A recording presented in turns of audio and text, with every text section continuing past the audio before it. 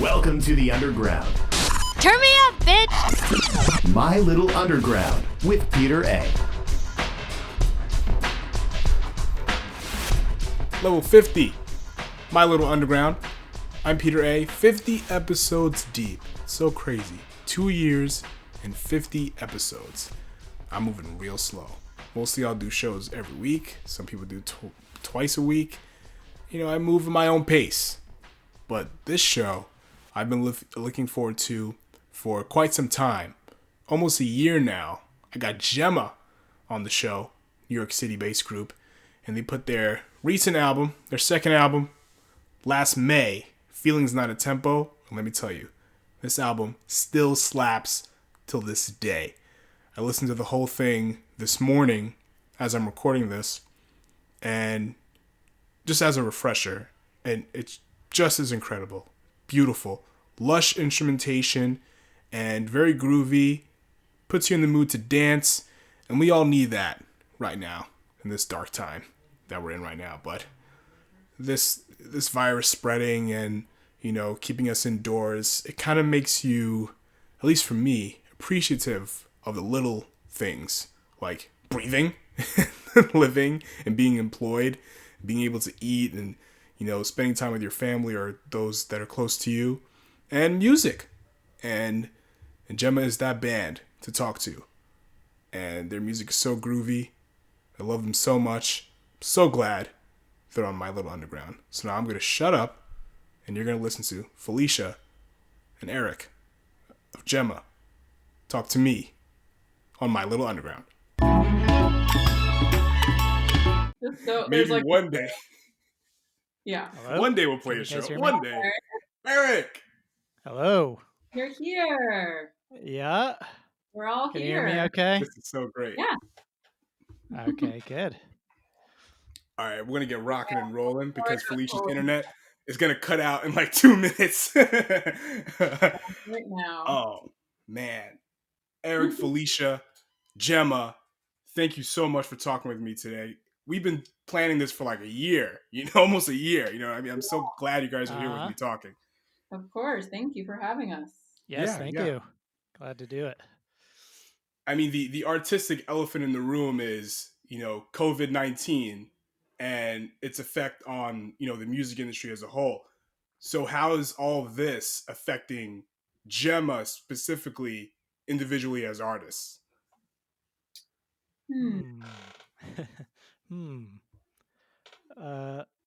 Felicia, do you want to take that? I can. It's hard to know. Gemma, we didn't have like that much planned coming up. So in terms of like touring and stuff, it hasn't affected us specifically. We did have like a college show coming up, and college shows are what you want. I don't even think that was officially canceled. I think it's just assumed. Yeah, it's like I don't even need to email it. Yeah. No point. In a week.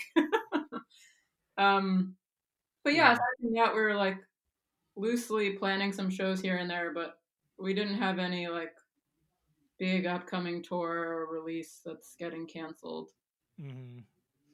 I think sort of creatively, we've always sort of worked remotely anyways.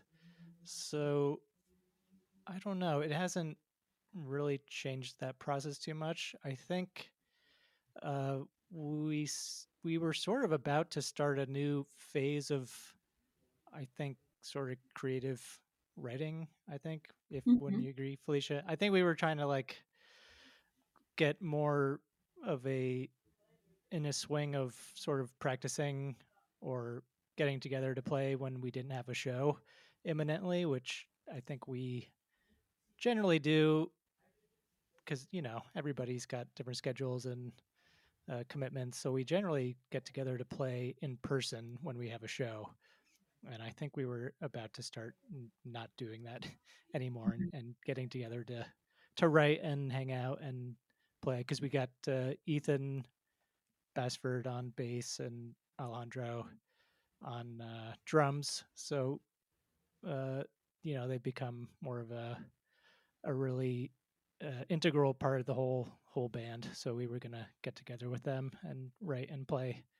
So it's too bad that hasn't taken off yet, but we're still in contact by email. So trying to get some stuff done.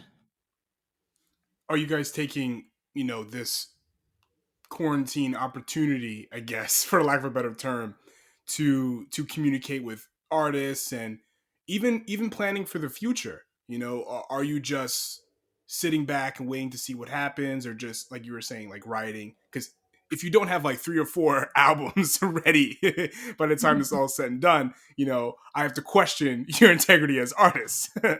Yeah. Uh oh. I might have I've only only 2. been writing a lot, but it's just because I have so much time to do that right now.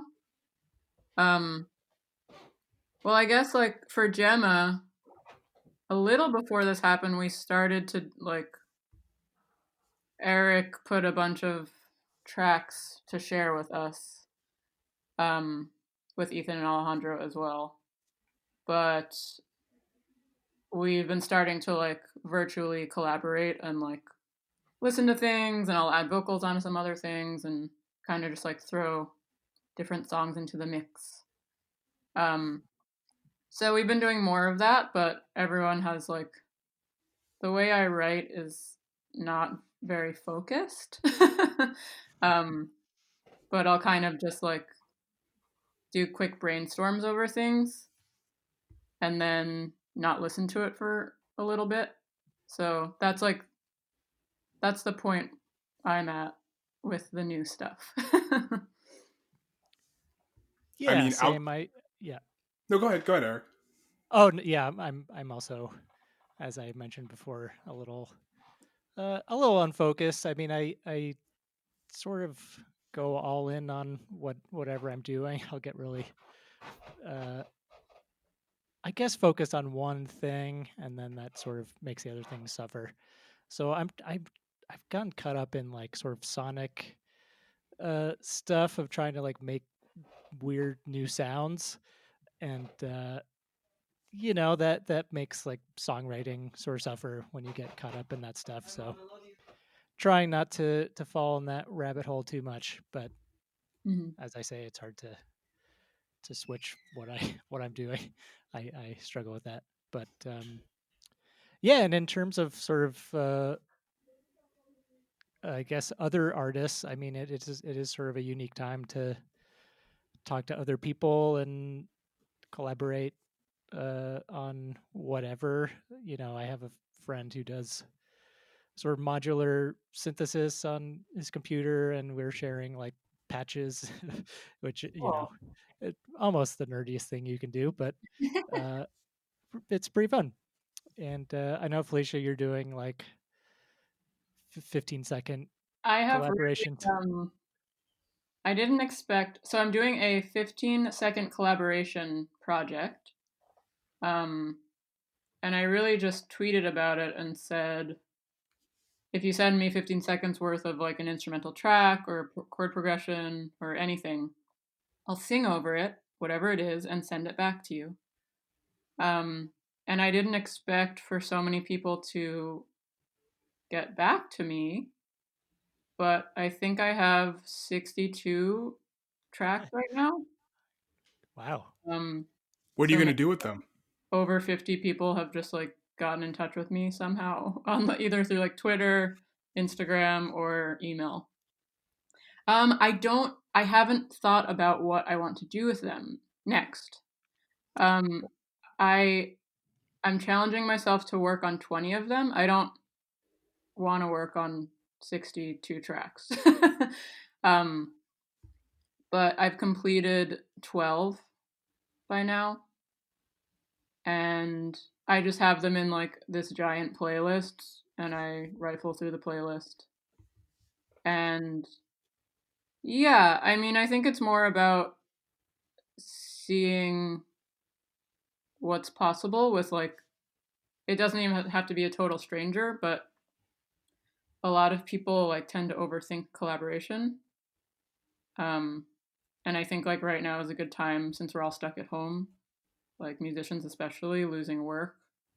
Um, I don't know. I'm kind of prioritizing like not putting a lot of pressure on myself to be focused and like produce bodies of work right now while I'm home.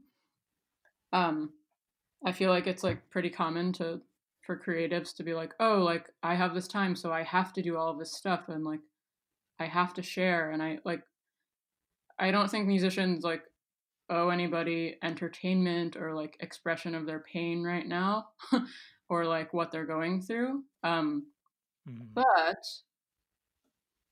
the bright side is that you can just like work on something you might have never even like, you know, you might have never even expected just by like emailing someone you hardly know and being like, here's a short little thing, like maybe you can write over it and maybe we'll turn into a song, or maybe we'll never talk about it again. It doesn't really matter. um, so yeah, I think I'll figure out what I want to do with the tracks when I finish 20 of them. But already with a few people, like it's pretty clear that maybe we'll like want to turn it into a complete song, and like, you know, I'll send them stems and we'll keep talking to each other about it. And other things that might not be a good fit, it's like, here's this thing I made for you, I hope you enjoy it. So yeah, I guess when I get to the next step of completing 20, I'll know. And there might be some people who I'll be like, hey, I want to like put this song out, and they might be like, that song's pretty special to me and I'm not ready and I want to like keep it and do other stuff to it. It's like, okay, that's fine. So I haven't really like made any rules. It's kind of like I'm doing a free vocal sample pack, except I'm like customizing it. But it's just a way to like network with musicians who like I haven't had a chance to work with. It's kind of like a virtual desert sessions, like the ones that Josh Homme used to do, and a lot of those sessions became Queens of the Stone Age songs. So that's a really interesting thing. And do you like when you're hearing a lot of these, these pieces of music that people are sending you, you're probably getting inspired about where to go musically, even outside of Gemma, right? Yeah. Yeah, I've been like really, not that I was wanted to like be negative about the whole thing, but it's a really interesting experiment to just like have no filter and be like, anyone in the world, send me anything. Like it could be anything. And like most of the tracks are really good. And these are like people I've never met, never worked with before. Like I think I've only received one or two like very experimental tracks, and then like a few that I'm like, well, this is like very generic. It's not my thing. Um, but a lot of them are really interesting and like cool arrangements. It's cool to just like dive into someone's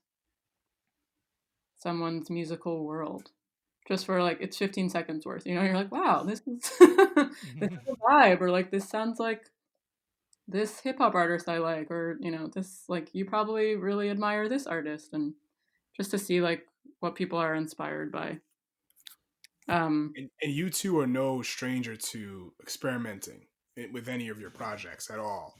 Nothing that you've done is even remotely conventional in the best way possible. Thanks. Wow, thanks. Yeah. Yeah. So I want to talk about your Groove Station monthly playlist. Like, how did that come Oh, about, Yeah. and how democratic is that process? Like, do you two just send each other songs? Like, this is what we should put this on, or we should put that on, or what's going on there? uh, I don't remember when we started the Groove Station or how many months worth we have done. Uh, Yeah. It can't but have been more than a year, right? Probably yeah, 7 or 8, but it was 9 pretty months. casual. I just was like, hey, I think it would be cool for us to make a monthly playlist Yeah. and just put, you know, songs on that we like. And I guess Eric and I originally would each contribute some songs, and now Alejandro and Ethan also put some things into the mix, which was fun. There's really no process to, I don't know, not democracy, but I don't know, like anarchy. It's just like whatever people will want to put on. I guess like because it's a groove station, it's generally some sort of like has a rhythm or beat to it. But you know, the one we did for March, you know, there's a lot of ambient music and you know, just whatever seems to fit the vibe of the day, which is very chaotic right now. So. Yeah, that was one of my favorites. Eric is the king of ambient music, so it was cool to see your selections.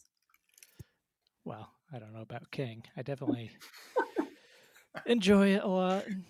The king of modesty. Yeah, I love it. Exactly.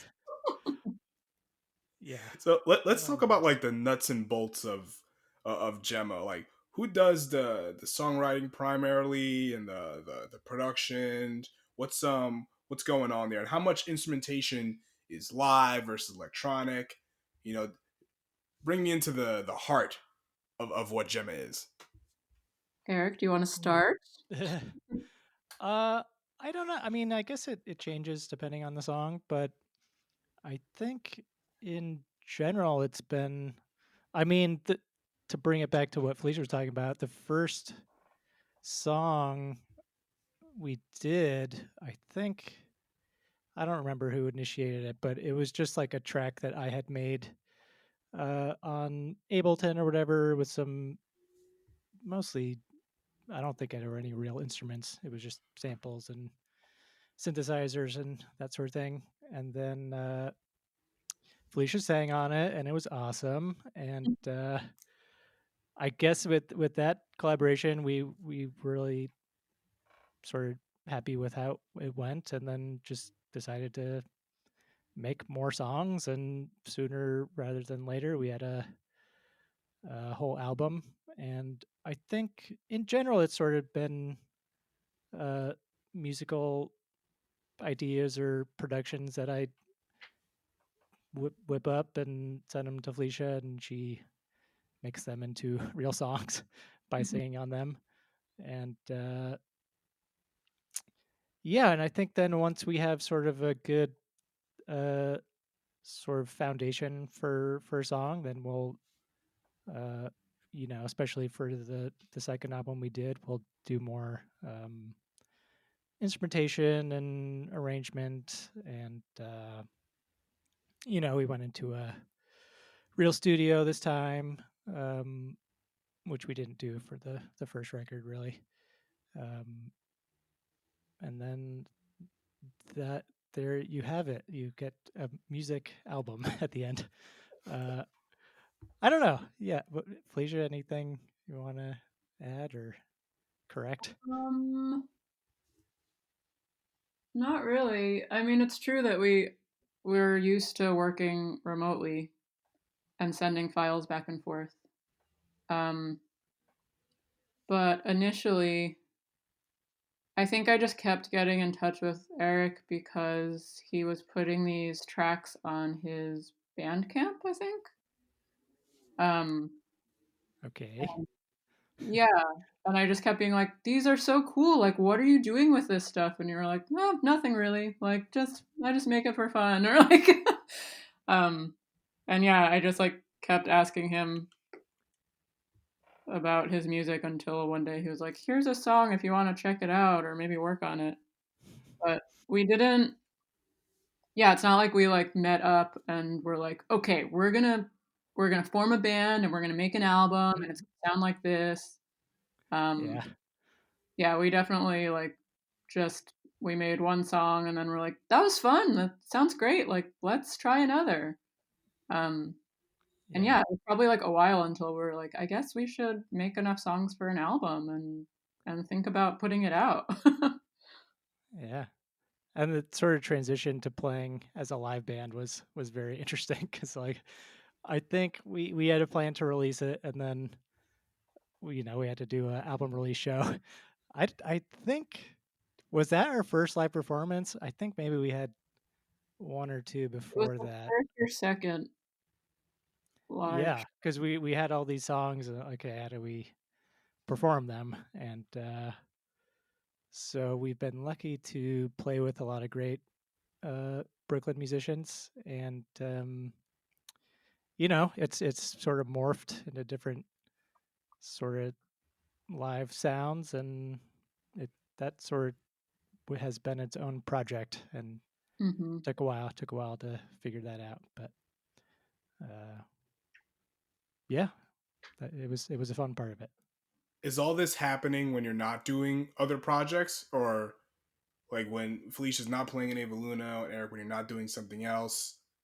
Then did that is that where like your communication started, or it was just just a spur of the moment type of thing? I'm not sure. I guess. Yeah, I didn't even like think anywhere past just like let's work on a song together and see what happens. Um, or yeah, or even like thinking about working on a project where like I'm primarily like the vocal songwriter and not like having a hand in the production. Um, but I do really enjoy this kind of collaboration. And Eric is so good at production, so Oh, it worked thank out you. well. So when Eric sends you a song, do you um you automatically think to yourself, I can say this over this, or I can say that, or is it like, as far as lyrics are concerned, are you guys like bouncing off ideas? We don't even talk about lyrics. Wow. Yeah, not really. I mean, I whenever I've written lyrics for my own stuff, I find it pretty agonizing. It's like my least favorite. I had like a whole album done for probably like 4 months or something. Uh, all the music, and then I was dreading writing lyric.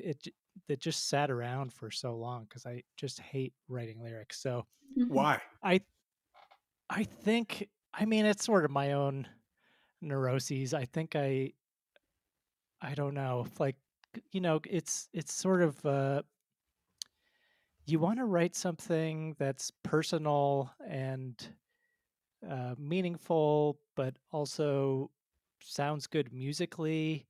And I find it, I mean, I think it's just really challenging, and I think I know enough that um, I dislike it so much that I don't put enough effort into making it uh, good or something.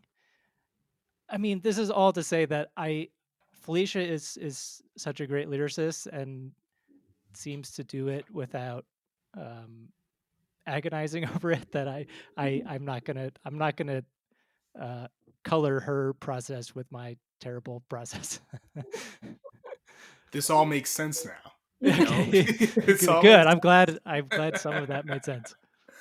Some no, people don't because like writing lyrics. Yeah, it's true.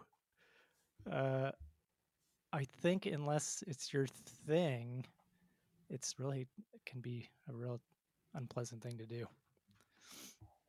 I definitely have trouble writing lyrics sometimes.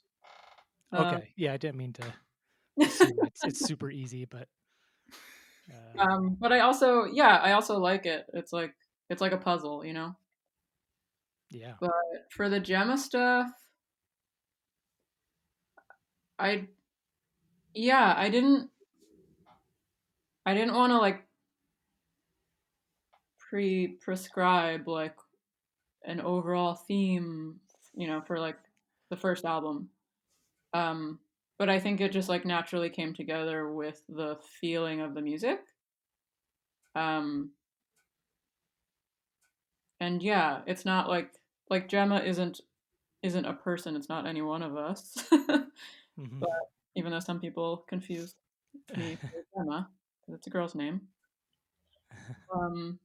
But yeah, I mean, I guess some of the lyrics are like just a more like dramatic emotional version of myself because I'm pretty shy and like not good at expressing myself.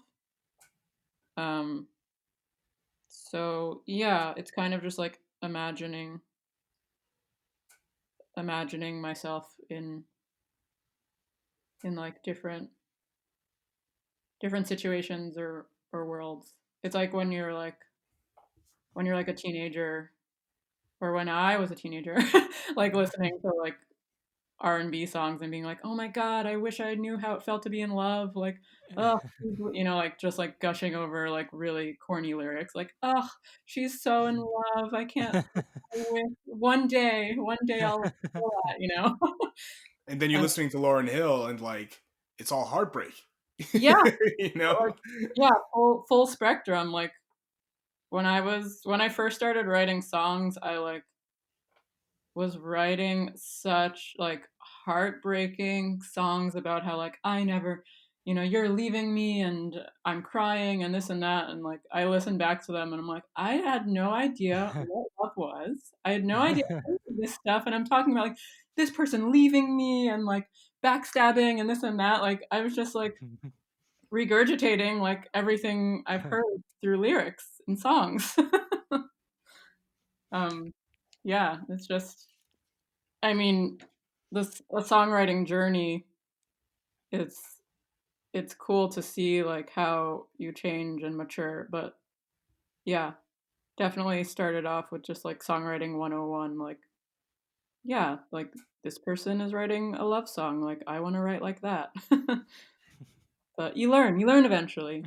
I mean, I'm still writing silly love songs, so.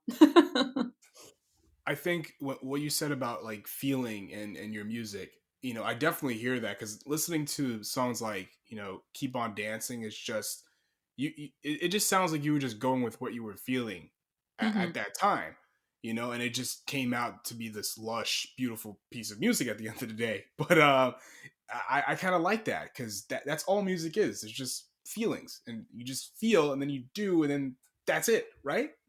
Yeah, Yeah. that's pretty much it. Mhm. That's all there is. Yep. Yeah. So you guys did a living room show recently. How did that go? Oh, like the live stream? Yeah. Felicia did it. Not me. I did a live stream show for Double Double Whammy, and I It was played. great. I was a spectator, which was Thank fun. you. It was Yeah, it was I really wish great. like people will start to figure out a way to do like video collaboration through live streaming, but like right now there's just no way to do it without some weird delay, and like you just like there's no way to play together in real time. Um Yeah, but you'd have to like build it into the music, like some sort of uh diatonic drone sort of thing. Uh yeah, it's anyway. very confusing. It's hard to test the latency and like understand how to do it so it lines up for like the people viewing. Um, but yeah, that's actually the first time I've played Gemma songs without Eric or the full band. Uh, That must have so been weird. I was very nervous. I was like, I have like not been that nervous it felt like I was playing like a piano recital.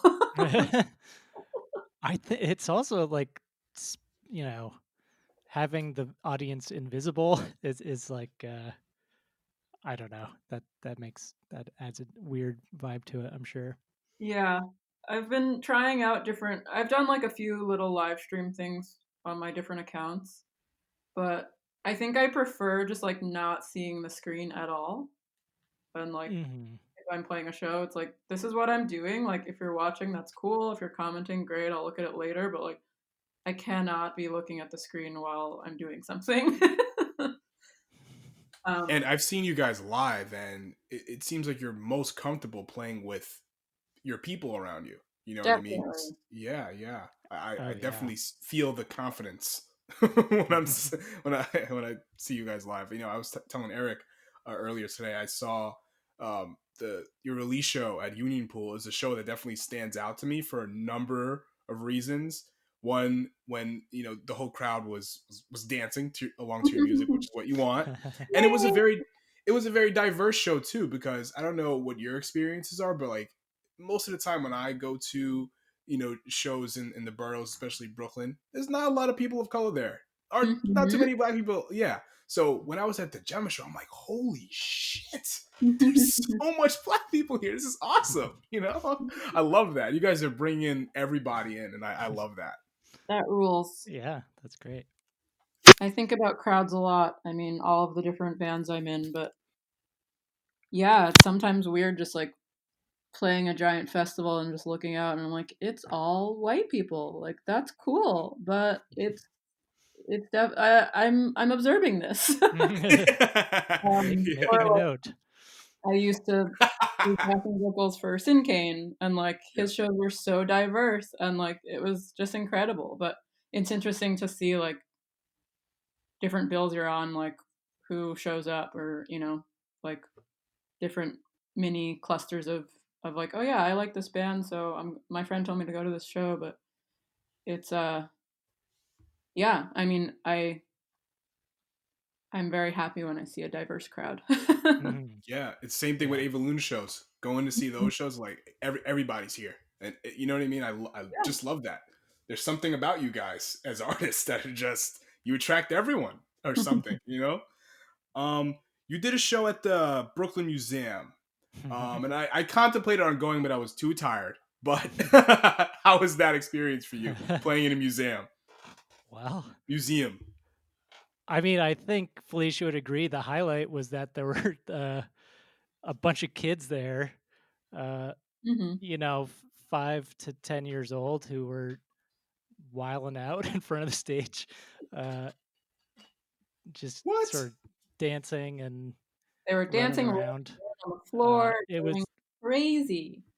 oh, But they're like little kids. So I want to talk about a lot of the additional musicians in Gemma, because I know it's not just you two, because live there's a whole team of y'all on stage. Ethan Basford, who plays bass in Ava Luna, Yeah. and Alejandro Salazar. What's it like working with all those guys together, and what is their contributions outside of just playing with you guys live? yeah. I mean, they're a true delight. I mean, they're both great guys and great musicians, and it's just really fun to hang out with them. And as I was saying, we're hopefully gonna just try to have more of a 4-person creative approach going forward, I think. And I'm excited. They both have really great musical ideas, and yeah, I think the the most recent record we did, they really, I mean, made it a step up from our first album, I think, in terms of the musicianship they provided, and the sort of initial demo ideas had like placeholder bass lines and drum sounds and stuff, so it just made it feel more real and realized to hear them play. Yeah, I second that. I love them both. Ethan I've worked with seems like for a whole lifetime now. That's right. For I was just like deleting old emails today with attachments, and like I found the first email of like me being welcomed into Ava Luna. Aw, That's awesome. I like to hear that. Yeah, like they sent me some demo, like you'll be singing harmonies and this and that, and I was like, wow, it's really crazy to look back on all this. But yeah, I've known Ethan for a very long time. I also went to high school with him. Yeah, that's Whoa. right. Mm-hmm. We went to Hunter together, and Carlos also went to high school with us from Ava Luna. But yeah, so I've spent a lot of time with him and worked on a lot of music with him.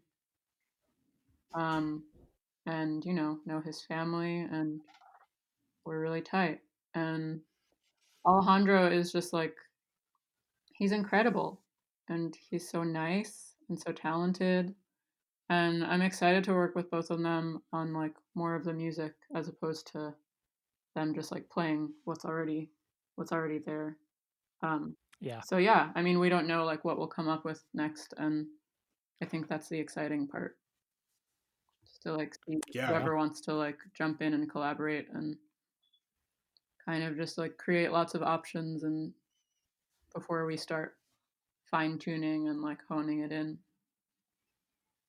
But I definitely love playing with a full band, and like especially in Gemma, it's the one band where I like can focus on my vocals and focus on like vocal runs and more of like stage performance than other bands that I'm in. And thanks to everyone else who plays in the band, I don't necessarily have to play like very complicated parts on keyboard. So yeah, it's nice to not like forever be painstakingly multitasking while performing, which like I end up doing in a lot of my bands. So it's great. I feel more, more free to like improvise on singing rather than just like doing both things at once and being like, okay, that's the set. You just love to sing. I do just love say it.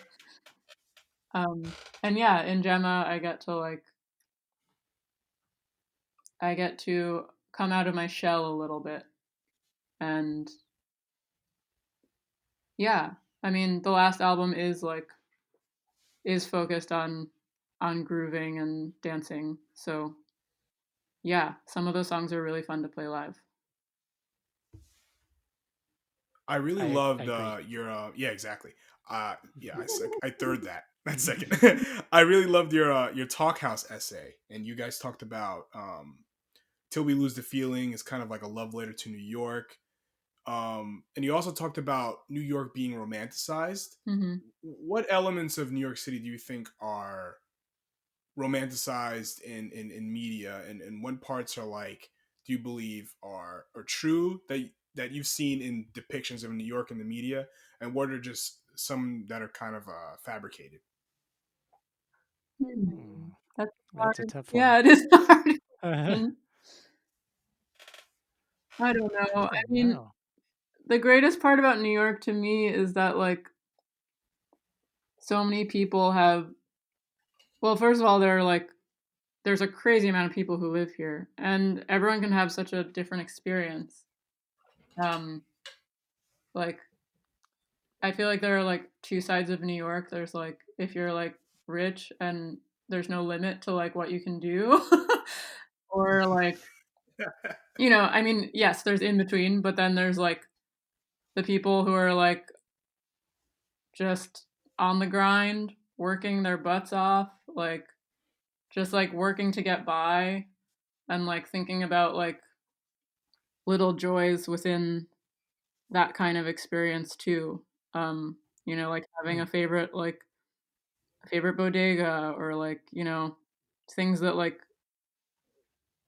things that you can, do to like make you happy. That's not necessarily like, yeah, I love New York. I love going to Tavern on the Green, and like, it's like there are so many ways you can like sit in Riverside Park and like drink do whatever you want, and there are so many ways to just like it is limitless. Whatever you want to do. If you want to stay out all night and spend $0, you can. If you want to That's a challenge. if you want to like buy a whole bar, a round of drinks, and do that, that's your prerogative. It's kind of like being on a major label. Like some people have great experiences, and some people don't like it and they move to another smaller independent label or different state. You know what I mean? To kind of escape the hustle and bustle. But yeah, it's what your experiences are, and I think that's what makes New York kind of interesting. Like there's so many people here, you'll get a different perspective from a different person, which is cool. And dancing, and I know you believe that dancing is very important mode of expression, but why is that? Personally, dance has always been really important to me. I think I started ballet when I was 4. And I stopped in college. So in my previous life, I was like, yeah, when I was little, I was like, yeah, I'm gonna be a ballerina, and Wow. I put a lot of time into it, and I don't know. I think it shaped me as a person. I went to Dance Theater of Harlem through like elementary school and high school, and Arthur Mitchell, who founded that school, yeah,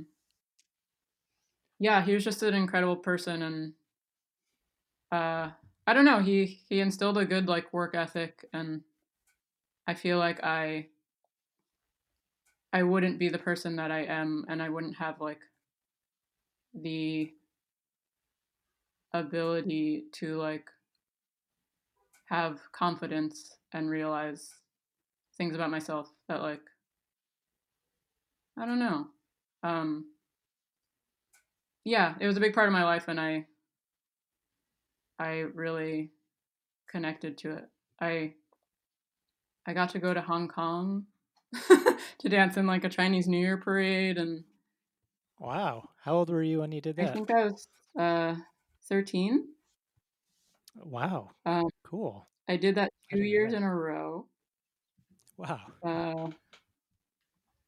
But yeah, it I definitely got to do a lot of things that I wouldn't have been able to do otherwise. Um, but I don't. Right before college, I like freaked out because everyone around me, like at the dance school I went to, like was on. They all went to like LaGuardia and stuff, and like they were all like well on their way to being a professional dancer, and I was like, I don't know what happened or how I got here, but like I'm dancing 6 days a week, like a few hours per day. And like, I don't think I want to do this as a career. Like, what do I do? Um, so I was looking at schools that had like, that also had a dance program, but I knew that I didn't want to focus on that. Um, and yeah, since then, like, I guess I don't really dance anymore in the formal sense, but I definitely do a lot of movement. Um, Fell moves. yeah, I have an Instagram account just for dancing. And That's awesome. What's the handle? I'm gonna follow it right now.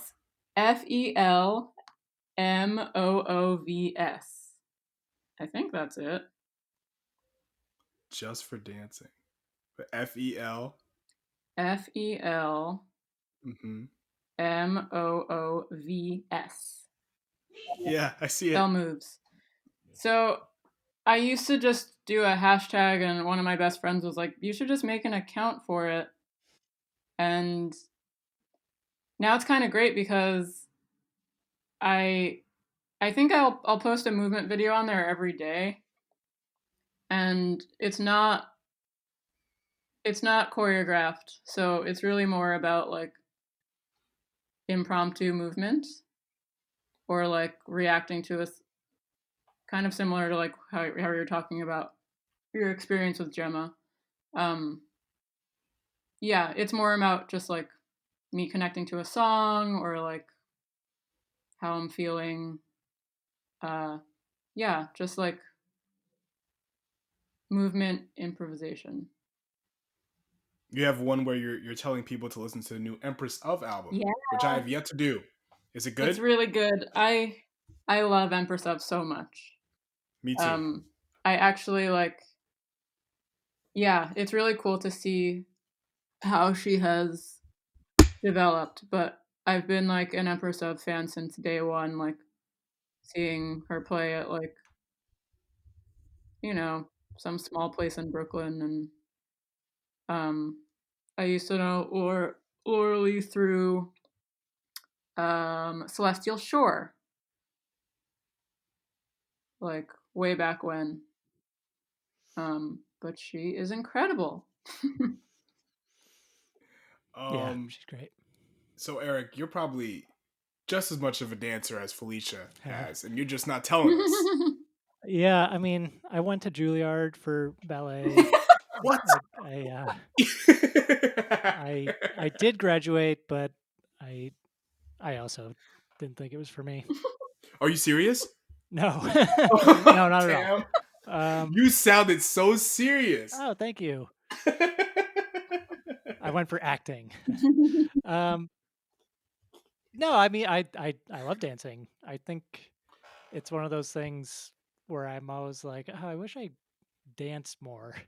I think I have like social anxiety pretty frequently, and I think unfortunately that keeps me from really feeling like just free to do whatever. But I think I don't know if we get out of quarantine, I'm gonna really try to push myself to do it more. Yeah. Yeah. But yeah, I always enjoy it when I do it, and hope to do it more.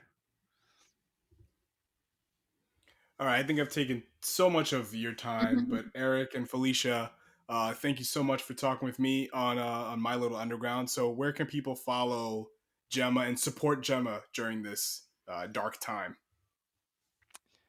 Well, we have an Instagram account. Also, it's sort of strange spelling. It's Gemma, Gemma Grooves without an E, so Groovs. Yeah, and then I guess if you want to buy any album or I think merchandise, the best way to do that is more through Bandcamp or Double Whammy, who are being so kind as to sort of give the artist their proceeds for the time being. And let's see, that is it's a Gemma Band NYC. Gemma. Oh, for Bandcamp, it's Gemma and. Oh shoot! Yes, right. GemmaNYC.bandcamp.com, and we also have a website which is GemmaGrooves.com. But yeah, we're pretty easy to find on the internet. Yeah. If you really want to do it. Twitter, Facebook, Spotify, all the things. Mm-hmm. Great. Thank you guys so much, and stay safe. Wash your hands and stay indoors. Thank you. That's all I can say. Thank you, Peter. All right, guys. Glad we Bye. did it. All right.